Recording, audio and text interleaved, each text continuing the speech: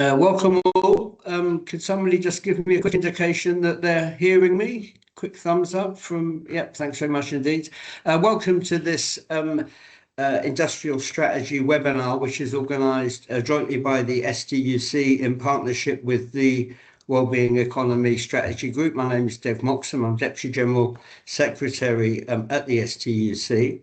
The Scottish Wellbeing Economy Strategy Group is an informal group with members including obviously the STUC, the Wellbeing Economy Alliance Scotland, Friends of the Earth Scotland, the People's Health Movement Scotland, and academics at the University of Glasgow. And we wanted to organise this webinar with an election pending to consider some of the key issues which we think that parties should be addressing in Scotland, and which certainly in our view they aren't doing adequately so far. And central among those for trade unions, but also for wider stakeholders, is the issue of industrial strategy. I won't rehearse for people because I'm sure you're aware of the large number of industrial jobs that have been lost since the advent of the Scottish Parliament, and most recently Grangemouth, Mossmorran, and other industrial casualties,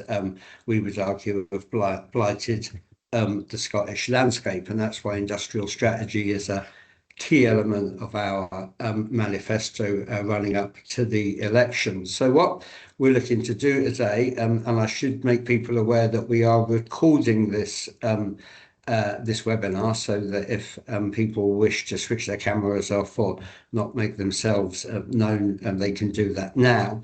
What we're looking to do is explore some of the issues which we think are central to the development of a decent industrial strategy for Scotland. We're joined by 4 speakers today who are going to speak for about 5 minutes each before we open it up to questions. They're not going to get their full long introduction, because otherwise they'd take up the whole time, and you can use Google or LinkedIn if you want to find any more information about them. But we do have Chris Hamilton, who is the Unite convener at Grangemouth Refinery. We have Ewan Gibbs, who is a senior lecturer in economic and social history at the University of Glasgow. We have Satmat Raymond, who, amongst other things, is the co-chair of Scotland's Just Transition Commission. And we have Stephen Boyd, who is a director of the IPPR in Scotland. And without too much further ado, I'm going to ask our speakers to make 5-minute presentations each, and then we're going to open up for Q&A. You can use the comment section any time during those presentations to give us a Q&A or any other comment that you think is relevant. But given that we've only got an hour, and given that we've got 4 speakers and a well-attended event today, I'm going to move on quite swiftly to ask for the first perspective, and that will be from Chris Hamilton from Unite the Union. So over to you, Chris. Good afternoon, Dave, and hopefully everybody can hear me. Of course, I've only got 5 minutes to speak, and clearly I'm going to spend 5 minutes talking about the workers' perspective of what's happened at the Grangemouth oil refinery. Of course, it needs no introduction. I would expect by everybody on the call the fact that Scotland's only oil refinery closed coming up for in actual fact a year ago. And I'm going to, of course, address the workers' perspective of industrial strategy, or in our case, actually failed industrial strategy as far as we can see it. I think it's worth pointing out in the first instance of the ownership model, of course, of the Grangemouth oil refinery. And again, for those who are not aware, the site was owned, and still is, I should add, today, owned by a company called PetroEneos, which they themselves are a joint venture between PetroChina, a state-owned oil company, and Eneos, who are, of course, a private British chemical company. What's worth pointing out is that the site, when it was operational, did produce and supply 80% of Scotland's fuel. Now, that's particularly topical in today's climate. But in addition to that, according to PwC's independent economic impact assessment, it was said to contribute about 3,000 to 3,000 jobs in terms of existence, and in the region of £400 million to the economy per annum. And the reason for highlighting these points is to demonstrate the site's importance to Scotland. In November 2023, Petronas announced that it would begin preparatory works to eventually close the oil refinery. And in terms of the contents, or context, I should say, of industrial strategy, it's probably worth looking back at the response of government at that time. And therefore, on the 23rd of November 2023, we was having a look back at what was said in Parliament in regards to the closure of Grangemouth. And then Neil Gray, who was the Cabinet Secretary for Wellbeing, Economy, Fair Work and Energy, he alluded to in one of his statements in Parliament that the site was 100-year-old and that it had been a potential on the horizon for some time. He went on to say, however, that the Scottish Government had been doing some work in terms of future-proofing Grangemouth's operation. And the reason I reference that particular statement is there's two key points to take from it. The first is that the Scottish Government clearly were aware of the closure of the Grangemouth oil refinery long before November 2023.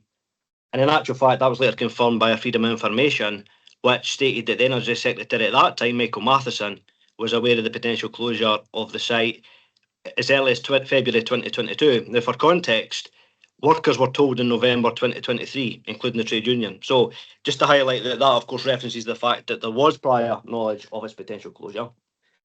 And whilst it is true that between 2016 and 2023, the Scottish Government did contribute in the region of £300,000 in terms of matched funding for low carbon fuels and biorefinery appraisal studies at Grangemouth, of course today, and this is even post-closure, there's been little or no visible progress made on any of these technologies coming to Grangemouth, and certainly, by the way, none, of course, that's created jobs. Fast forward to September 2024, nearly a year after the closure of the Grangemouth oil refinery was announced, the Scottish Government published their Green Industrial Strategy, and as you'd expect, it was focused on realising economic growth opportunities in the global transition to net zero. Now, within the Scottish Government's Green Industrial Strategy, Grangemouth was mentioned. It was mentioned in regards to the new Green Freeport Zone. It was mentioned in relation to Scotland's carbon capture potential.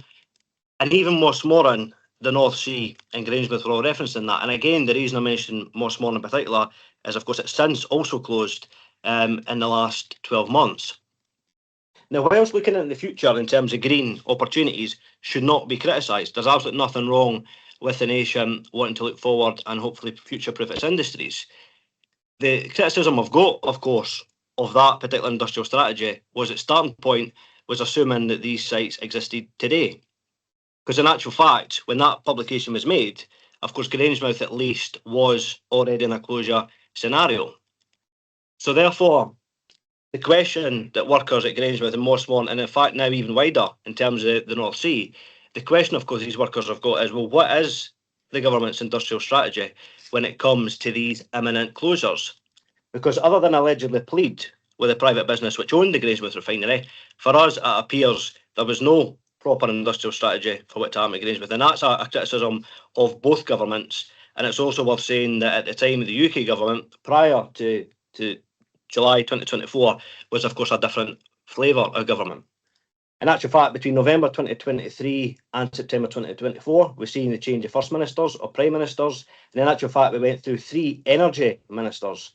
But in this time, the best part of a year, we don't believe any plans or proposals were put forward to prevent the closure at Grangemouth. In actual fact, for the vast majority of that period, it remained in a state of limbo.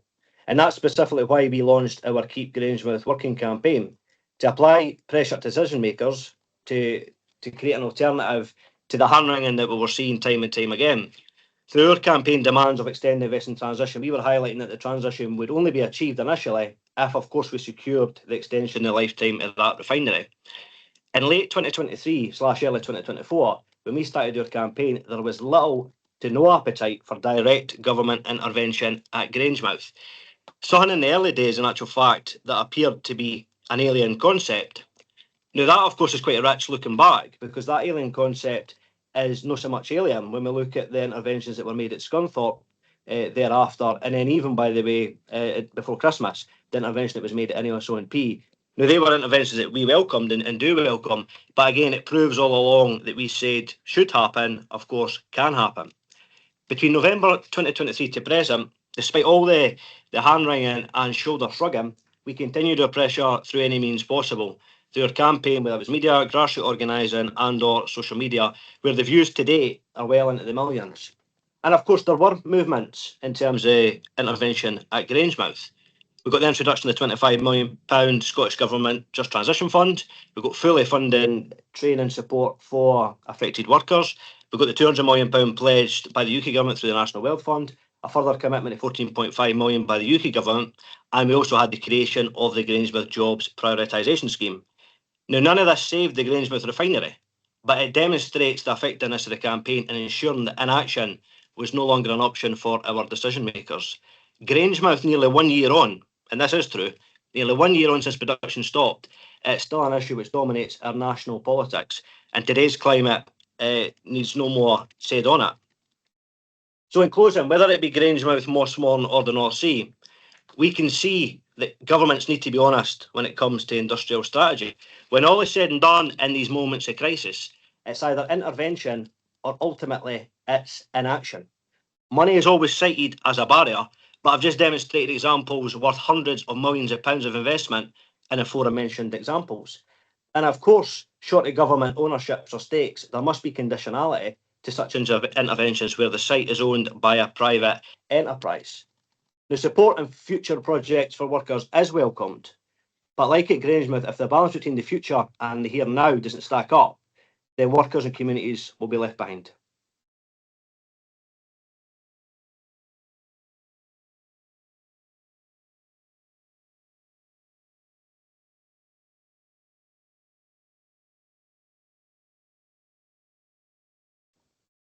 Dave, you're on mute.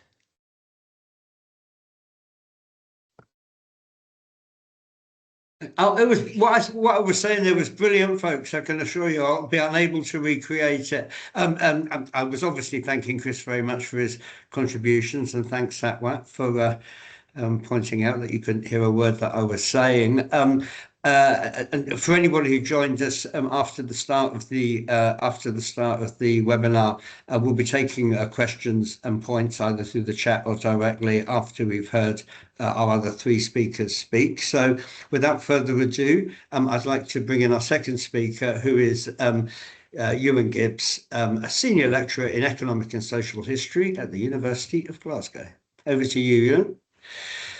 Okay, thanks very much for the STUC for the opportunity to speak at this event. So I was asked to address how history shapes the ongoing experience of industrial policy making and the energy transition in Scotland. I think it's worth beginning by addressing the way that popular understanding of history and politicised readings of history have shaped the current moment in Scotland and the way that it's been discussed. So the commitment to a just transition, which has played a role in shaping how the movement from an oil and gas economy to a renewables one in Scotland has been framed, is highly informed by history. In particular, it's been launched on the basis of not repeating the disasters of the 1980s and 1990s, not replicating the final closures of coal mining, steel making, shipbuilding, mass unemployment, and the economic and social devastation that came with that.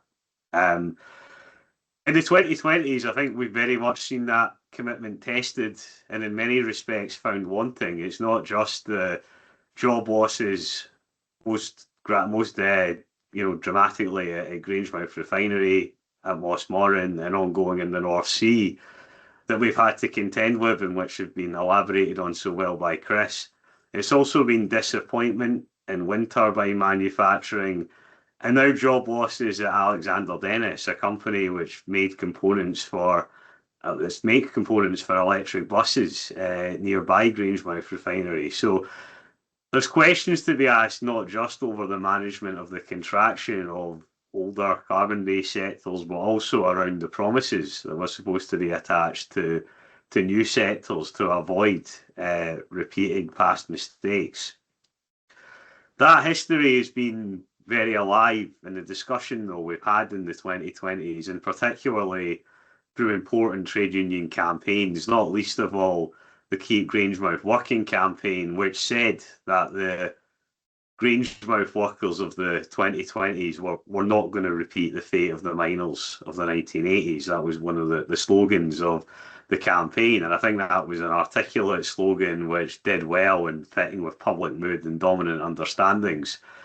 I guess something that I would want to bring up from my own research and understanding of Scottish history, though, is what if it would be more positive if oil and gas workers could be more like the miners of the 1960s than the 1980s?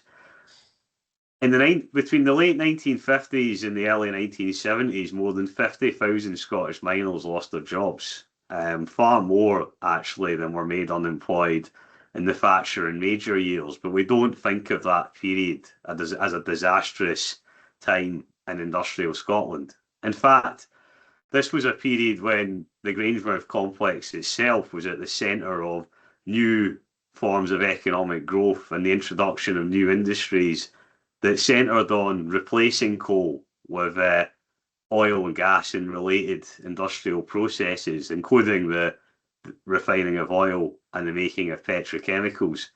The rundown of coal was planned for, it was negotiated between the coal board and trade union representatives, and new industries were directed to former coal mining areas of Scotland and to other areas of industrial Scotland which were experiencing job losses in traditional sectors. The key here was success in planning beforehand, but also a confidence and assertiveness in planning where capital was negotiated with rather than kowtowed to. And I think we've had a very different experience of chasing investors desperately in the 2010s and 2020s, with much less success in creating sustainable, long-term, secure jobs.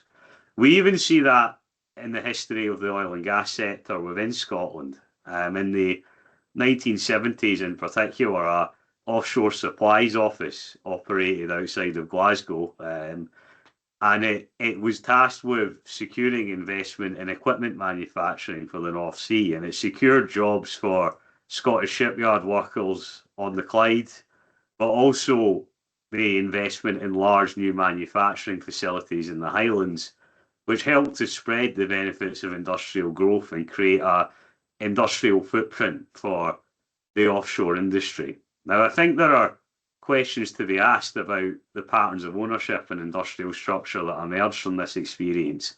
In particular, the dependence on inward investment, which has unfortunately only become ever stronger in Scotland's industrial economy since.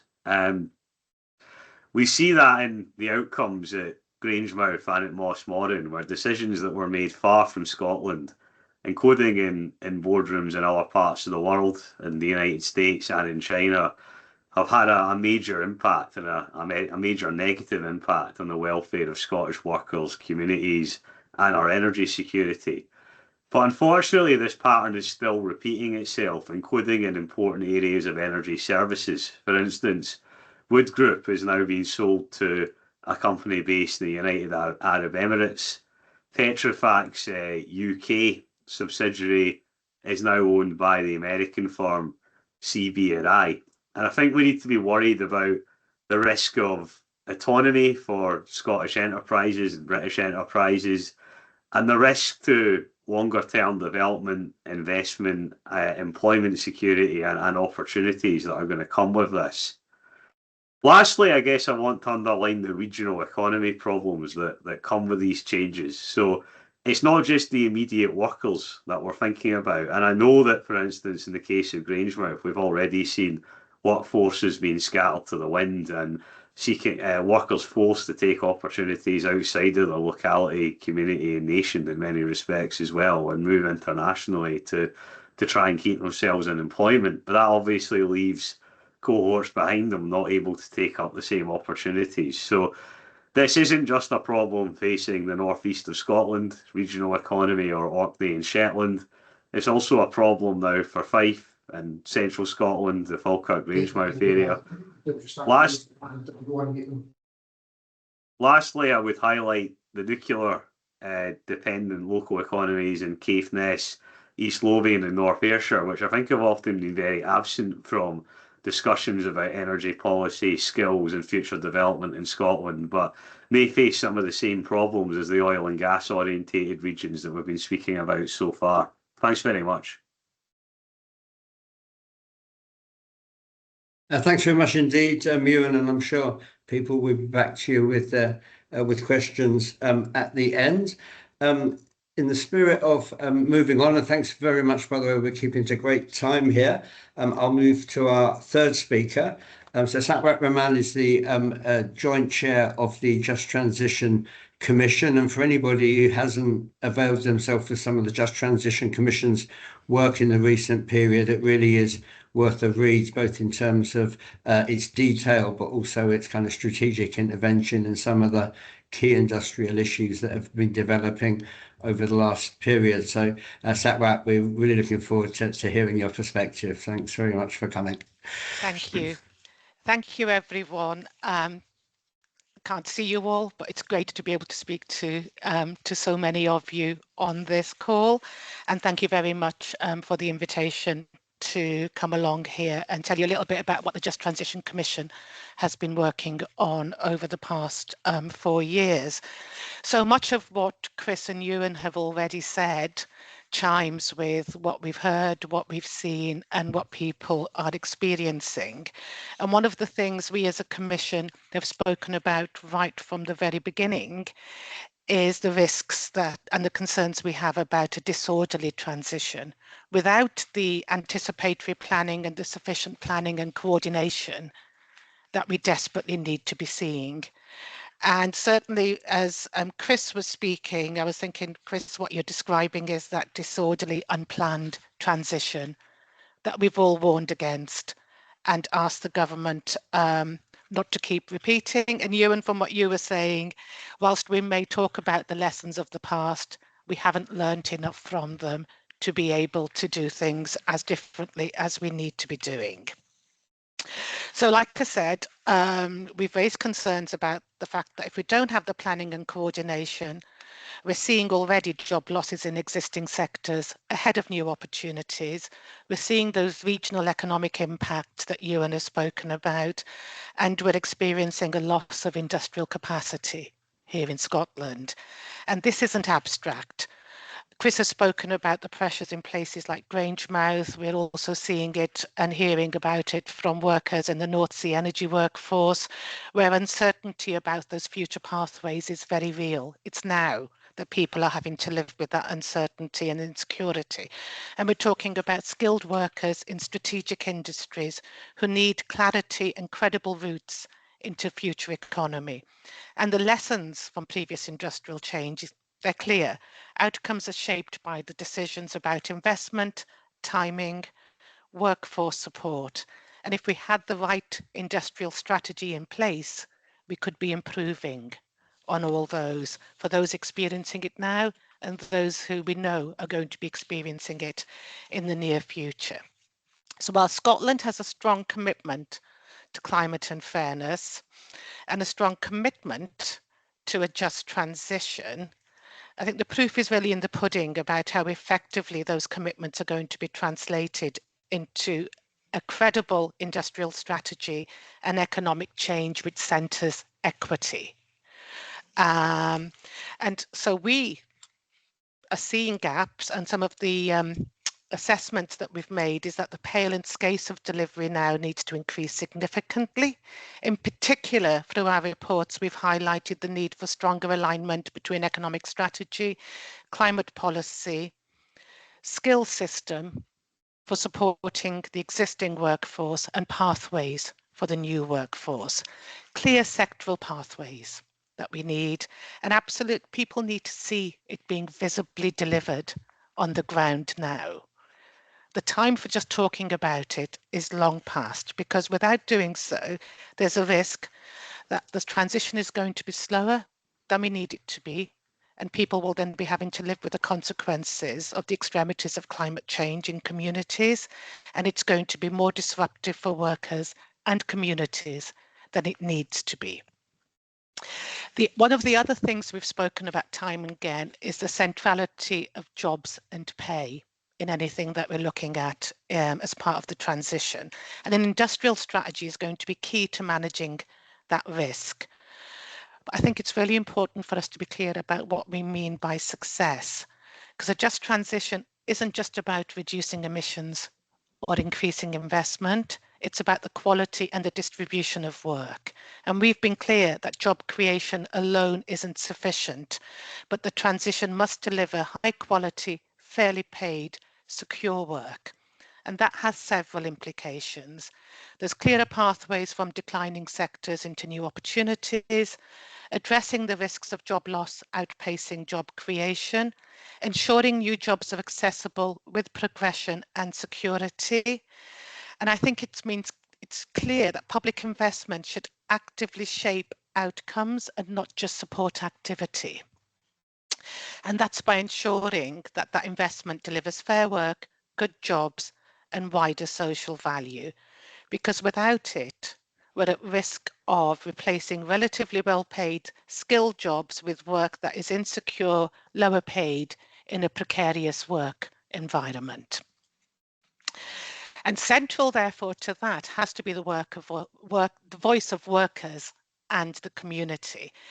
And throughout our work, we've emphasised the importance of worker voice, because transitions are more effective and more durable when workers are involved in shaping change. There's dialogue at sector and workplace and community level about the impacts, and we've got fair work principles embedded in delivery, and that's engaging with trade unions, supporting workforce participation in transition planning, and ensuring public investment reinforces those fair work outcomes. And that's about the conditionalities we can attach to public funding so that it delivers on fair pay, secure work, worker voice, and equitable outcomes. And all that is going to be critical if what we're wanting to do is avoid that disorderly transition that we've seen in the past, where we've seen the scars on communities and the impact on us as a nation, to be able to ensure that our economic growth is for reducing inequalities and transforming the society that I think we can do if we look at it from a justice and equity point of view. And the final point I want to make on when we're talking about even a just transition is that common throughout all our engagement and a common theme everywhere we've been has been the importance of there being a strong social infrastructure. So when we're looking at what we're going to be doing through an industrial strategy, and what we want to do, the economy, we must be thinking about sectors like care and the centrality of the care economy to the not just enabling a workforce that can work, but recognizing the value of care and the care workforce and the care economy to the work that we do here in Scotland. So basically what we've heard from the Just Transition is absolutely central to it is those who are being most directly affected now.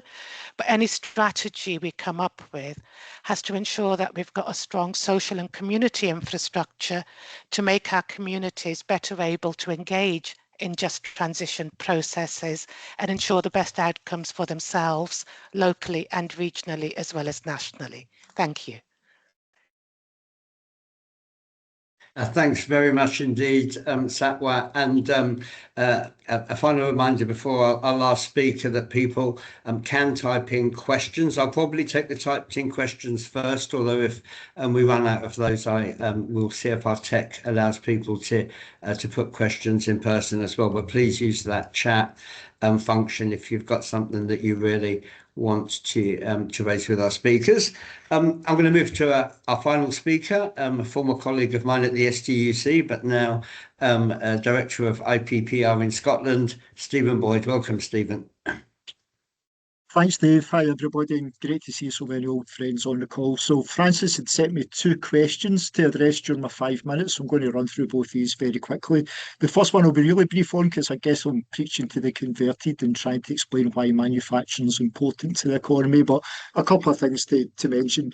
I mean, manufacturing firms make an outsized contribution in investing in people, plant and research. So manufacturing currently accounts for less than 10% of economic output, less than 10% of employment, but around half of all enterprise research and development spending, and in Scotland around about 50 to 60%, fluctuates year by year, but over 50% of international exports.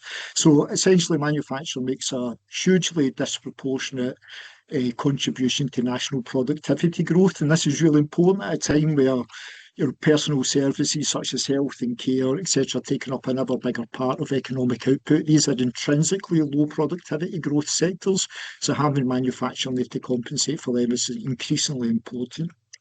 So the second question Francis set me was, what should the next government do? So kind of 5 areas to quickly run through here. The first thing the next government should do is just start taking this stuff seriously. The current approach is ad hoc, reactive, and it's catastrophically non-strategic, and I think we see the consequences of that month by month at the moment. The second thing I think is it should deploy its own resources much more efficiently. So it's just very few people in the Scottish Government and its related agencies working in this stuff. I mean, if you compare the people working on manufacturing to, say, agriculture and fisheries, which combined are less than 1% of the Scottish economy, it's night and day, and there's just dozens more people working in this stuff. And I think to do industrial policy well, it's a labour-intensive business. You need people working on it. You need people engaging across government, employers and unions, etc. So, yeah, the Scottish Government has got to devote more resources to this. The third thing it needs to do is develop much more effective institutions around about industrial policy to help design and implement industrial policy, to monitor its effectiveness, to evaluate what works and what doesn't work, and to advise on what we should stop doing. At the moment, the Scottish Government's kind of institutions and the whole sphere of economic development are again super ad hoc. They tend to involve all the usual suspects, employer organisations, etc. And very often there's little to no real expertise around about industrial policy on these groups. So we need new bodies, and we need them to be serious. We need them to be well resourced. We need them to be, proper conduits of, reasoned kind of policy development between government, employers and unions and, academics, whoever else can contribute to this agenda. The fourth point, I think, is we need to think much more clearly about what should be supported and when. We've just not been very good about this in Scotland. So I get no clear sense from the Scottish Government that it understands what Scotland's specialisms and competencies actually are and what should be supported and what shouldn't be. I think it's got no kind of clear sense. You look at kind of Biden's industrial policy, which was really interesting on multiple levels, but that really kind of changed the game globally. And with Scotland now being part of the UK, not part of the UK, where does the Scottish Government see Scotland fitting into global supply chains? Where does it think we can contribute to kind of European-wide initiatives around about industrial policy? Again, getting no sense that this stuff's really been thought through at the moment. I think ownership and control has to be, as Ewan's already explained why, I think, but building up Scottish ownership of manufacturing sectors, I think, should be a stated objective of policy development in Scotland. As Ewan's already set out, we're living with the consequences of essentially inward investment being the key plank of our economic development policy for quite a long time now. And I'm always kind of amused that the SNP have been in government now for 20 years. They argue, quite understandably, that Scotland should be independent so we could have more control over economic decision making. But their actual practices suggest they would be entirely happy with the whole of the private economy in Scotland being foreign owned. So there's just a massive contradiction there at the heart of Scottish economic development policy. I think also, Satmat's touched on it, we have to have a really serious discussion about conditionality. So as we support manufacturing firms in Scotland, what are we looking for in return? So we know on average manufacturing kind of pays more than services, but those averages can hide quite a wide variety of employment practices. So what are we looking for in terms of job security and quality of employment, and what do we think we can actually monitor and enforce around about conditionality? And I think it's a debate we always kind of, it's always what we come to at the end of these discussions, is kind of conditionality. I don't think the Scottish Government and its agencies have got a really good sense of what it's reasonable to expect firms to do. And the last point I would make is the next Scottish Government just has to get much better at confronting trade-offs and difficult decisions. I mean, I think you can see their inability to do so right across this way, the public policy, but certainly in the area of industrial strategy, I think it's really important. We can't do everything. So what we're going to do, what we're not going to do, when we're going to stop supporting firms that shouldn't be supported? Are we going to recognise when firms might just be leveraging, the public interest in the jobs that they support, for their own benefit, and rather than, for the workers that are actually manufacturing the products they produce?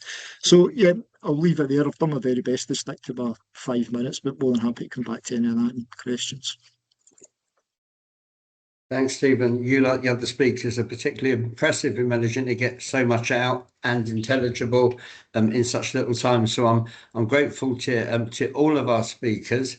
It's not the first time that people have eschewed the chat, probably because they want to stick their hands up and ask a question. So do people have questions or points that they may want to make? I'm toggling between three. Wait a minute.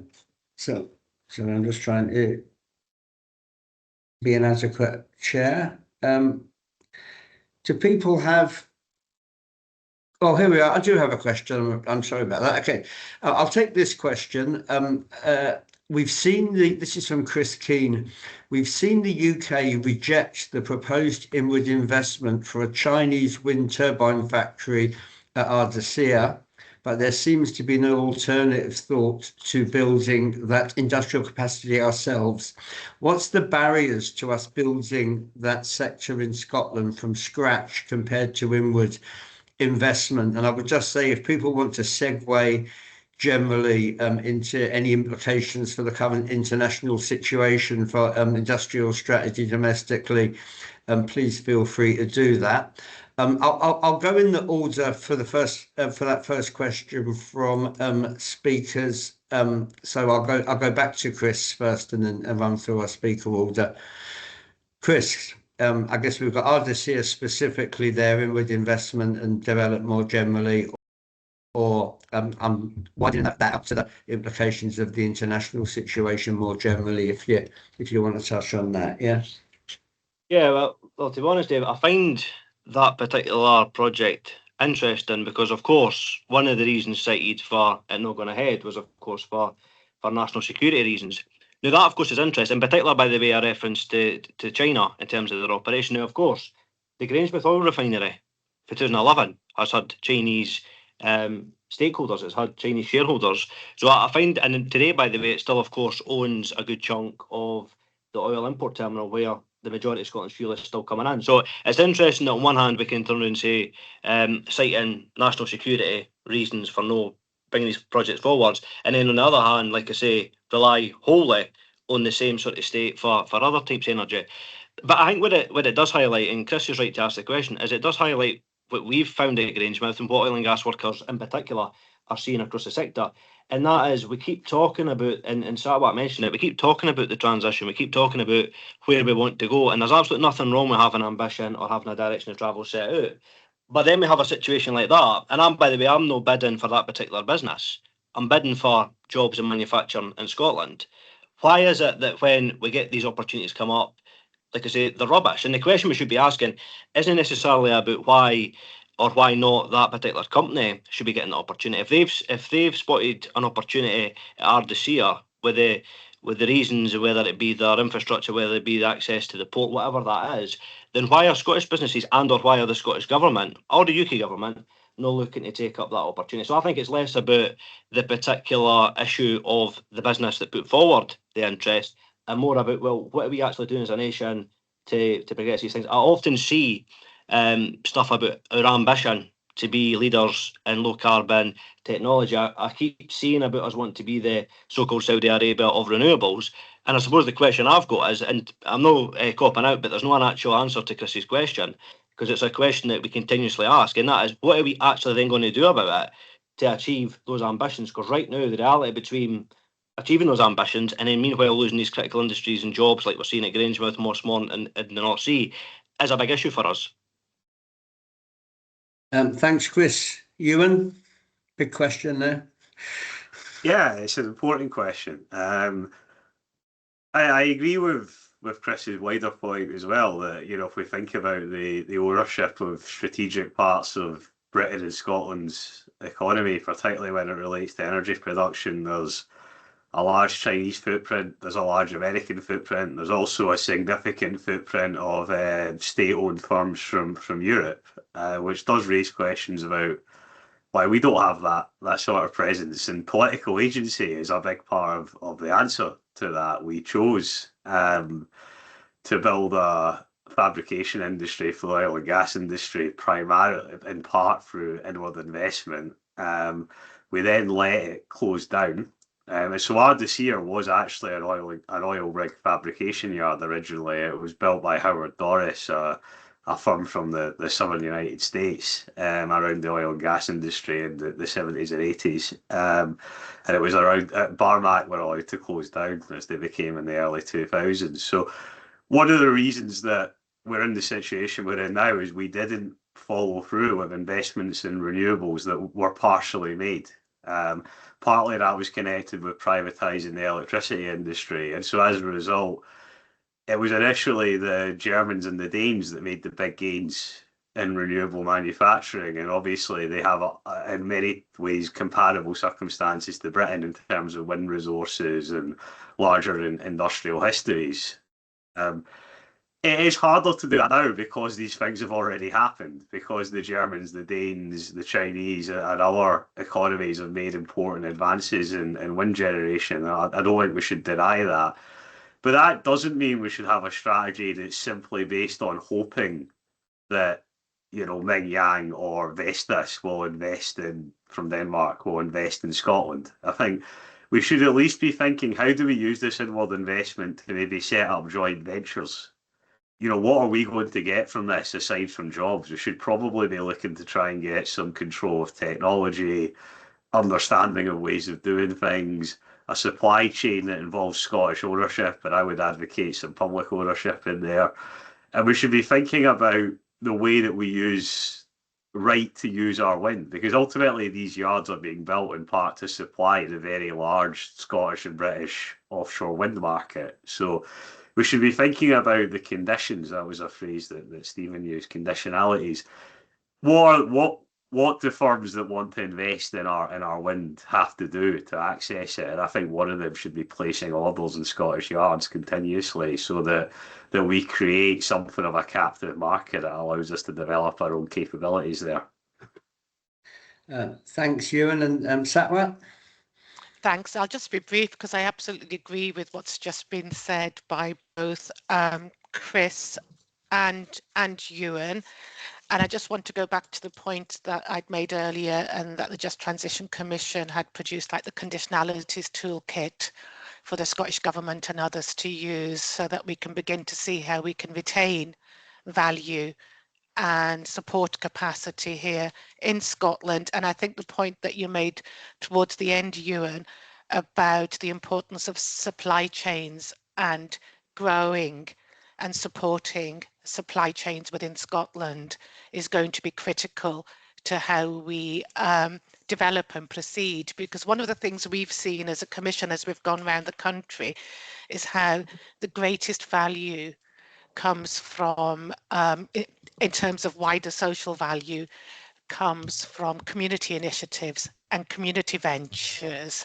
And so I think one of the things that in any strategy we need to be looking at is how we get the balance between the big hitters and what we need to be getting as value from them in order for them to produce, at scale, and supporting local community endeavours, which are going to provide us with not just the sort of energy that we're looking for, but starting to create that industrial infrastructure again that we so critically need across Scotland.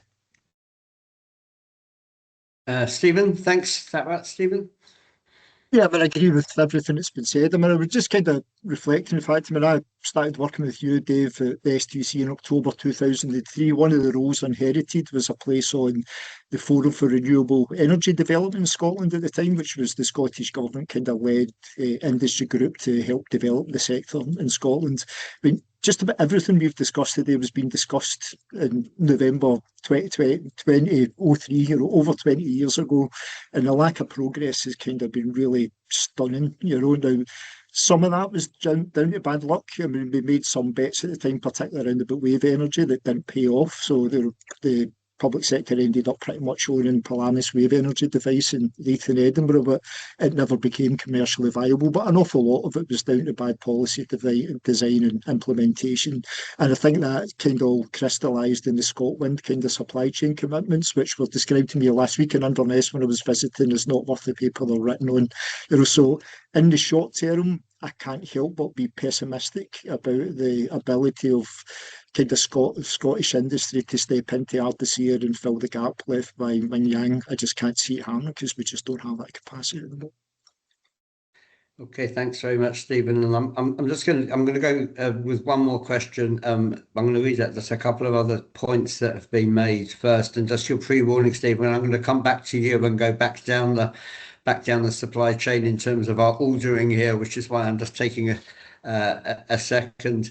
Just a couple of points. Stephen Shield points out that oil and gas industry isn't just fabrication. We have plenty of capacity in design, build, operations and maintenance, which I think is an important point. And I guess an aligned point is the importance of us remembering the degree of onshore jobs that exist in oil and gas, as well as offshore jobs. I'm sure our speakers are well aware of that. And Neil Findlay, I'm going to take this more of as a rhetorical question than a question in itself.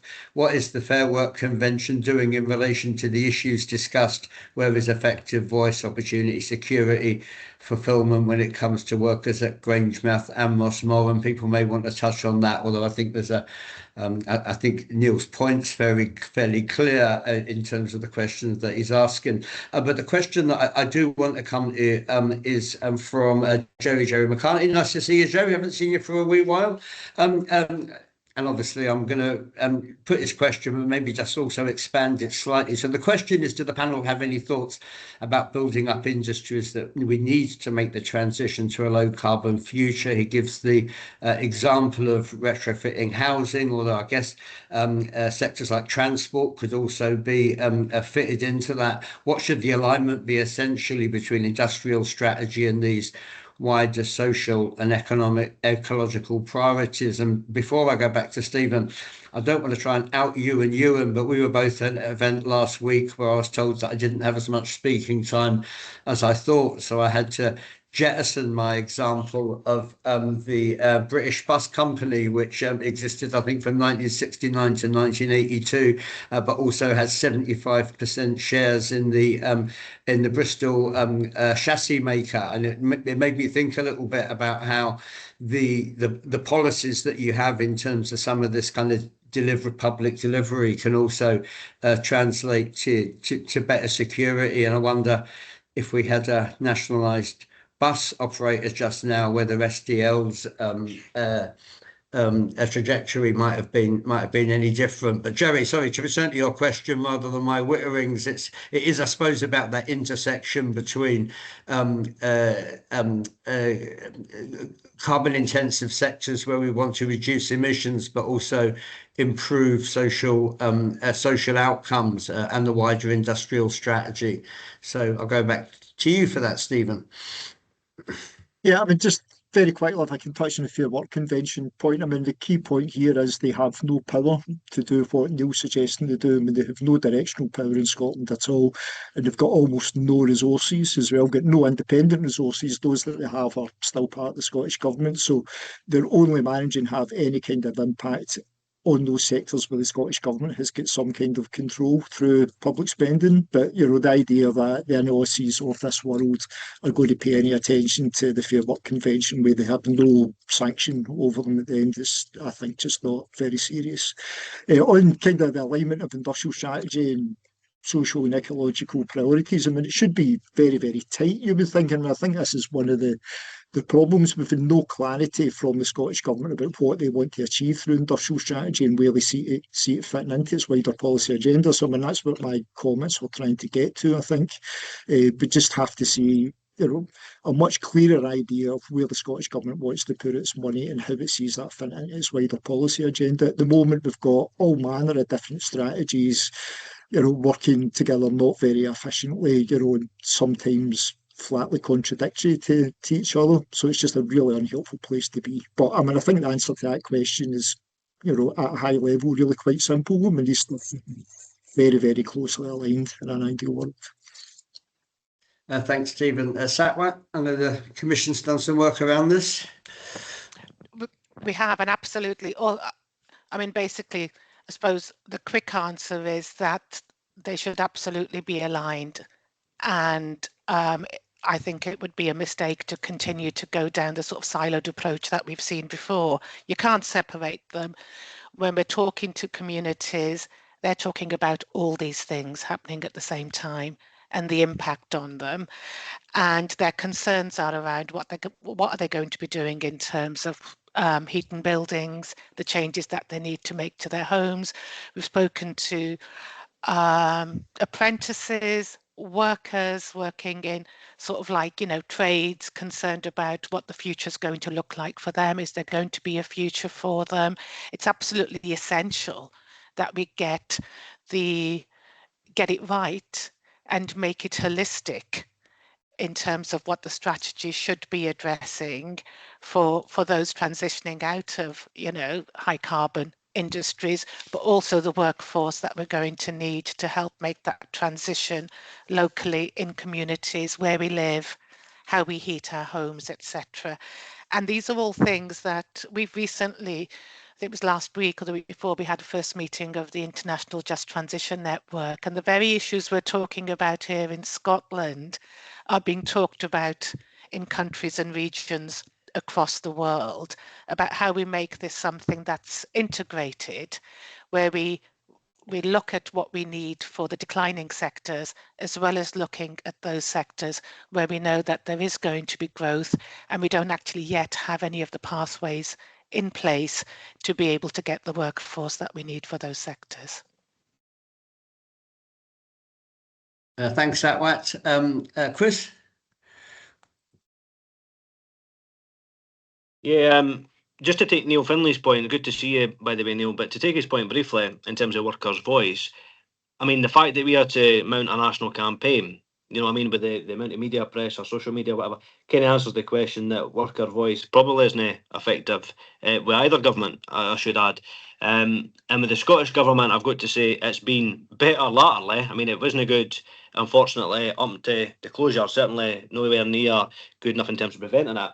But since the closure, they've been far more engaging than the UK government, and that's interesting considering, of course, as you appreciate, Neil, organisations like ours, Unite, and the Labour Party should, of course, be greater aligned on that. But unfortunately, times are different, as you know, better than others. But in terms of Jerry's question, I mean, there's no reason why in an ideal world you can't be doing everything. I mean, this question of retrofitting or other types of technologies and different project types often comes up. We're often asked, what do you think about this? What do you think about that?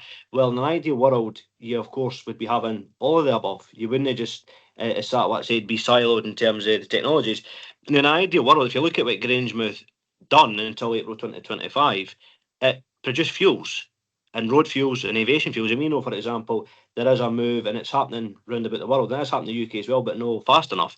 There is a move to create fuels of the future. So in an ideal world, sites like Grangemouth that exist today, with workers today and jobs in an integrated community, would be transitioning into these types of things. If you take hydrogen, for example, the Grangemouth refinery did make hydrogen as a byproduct.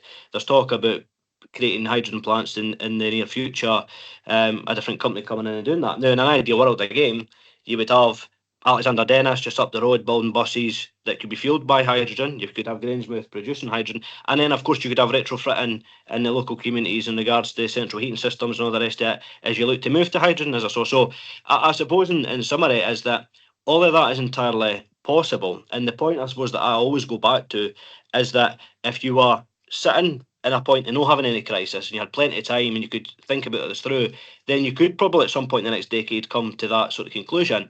the point I always bring it back to is that whilst we are sort of navel gazing about what the future could look like and whether we should do more or whatever, is we are hand over fist right now losing these jobs, losing these sites, and in actual fact, no an extreme, but losing these industries. These industries, as far as I'm concerned, are key, whether it be skills in terms of training people, or whether it be economy, or whether it be, like say today, even just the supply of basic components of society, in other words, fuel.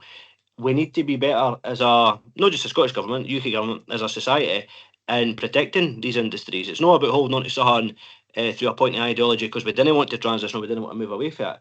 It's a point of we're not ready to transition away from it. And the example of Grange with the Mossmorn proves that. Now, there might be some people who argue, well, that means we need to go further, we need to go faster. But the starting point of today is we've not done far enough. We've not went far enough, and it's not good enough today. Thanks very much indeed, Chris. I'm going to draw this to a close, but I do have a couple of comments, and in particular, I'll just try and address one other kind of question that we had, which maybe falls into our lap a little bit. I mean, there's a lot of themes today, but picking on Chris's final one, and I guess picking up on what all the speakers to an extent have alluded to, but Stephen spoke about completely in terms of the kind of need for an architecture, we would argue a publicly led architecture, which is capable of, developing early and better the questions and the issues we need to tackle going forward. There's a classic inequality of arms as far as we're concerned in terms of the work that Chris and his colleagues have had to do, years too late in terms of fighting for a future for Grangemouth, the work that was lauded at Exxon in terms of what the reps were trying to do in terms of working with local representatives, but a company that wasn't listening and a government that didn't seem to be up to the mark. So it seems to us that very critical question of how we get union voices and worker voices into the picture, but also into a picture within a kind of architecture which is actually addressing itself to the issues, which does have that expertise that Stephen alluded to, and certainly from an STUC perspective, the possibility of doing that without a strong directional lead for government, and one that's prepared to make both the investments and take the stakes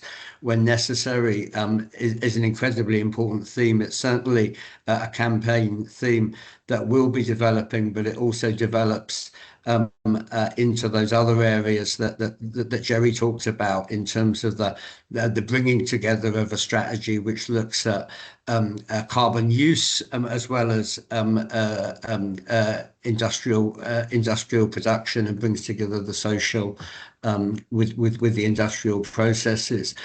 We intend to keep banging on about this. It can be pretty hard, can't it, Chris? Banging your head. Well, all of you really banging your head against this brick wall, but we don't see, both in terms of the current international situation and the current economic situation here, any alternatives to continuing to do that. It will be a theme for the STUC, as I know it will be for the Wellbeing Alliance going forward. If you, as an audience member today, registered, you should have had the opportunity, if you haven't already, to click onto our mailing list, and we intend to continue to advertise events and advertise the events of others going forward.